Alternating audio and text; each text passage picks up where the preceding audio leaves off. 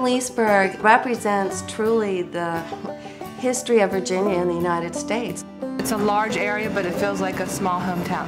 Very nice restaurants, wonderful clothing stores.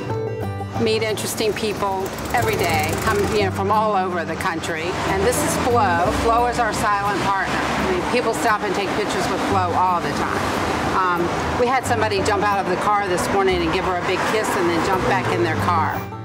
Everything I do, I bake from scratch, made daily, on site in my tiny little kitchen here. I think of it as a little kitchen with a big heart. Actually, Jill was looking around the general area to see where the most concentration of antique stores and craft stores were, and Leesburg came up as an area of pretty good concentration. So. An area of natural beauty.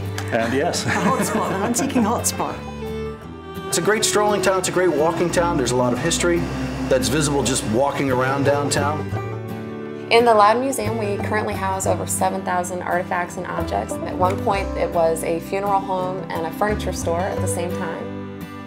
You will see a lot of Revolutionary War history and a lot of Civil War in Leesburg. Loudon County was actually one of the first to openly defy Parliament. They had several men join on the courthouse and they took a vote saying that they would no longer trade with Great Britain or have anything to do with her. So we have buildings dating to the early 1700s. We have wonderful Federal-style architecture, colonial architecture, Victorian architecture in our buildings here. Harrison Hall is the only place where Robert E. Lee met with his youngest son during the Civil War. There's one section of that house that is a very old and very early log cabin.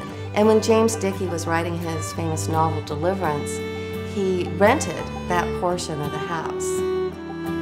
The Methodist Cemetery is the site, you can still see the foundation, of the first Methodist church planted in the United States.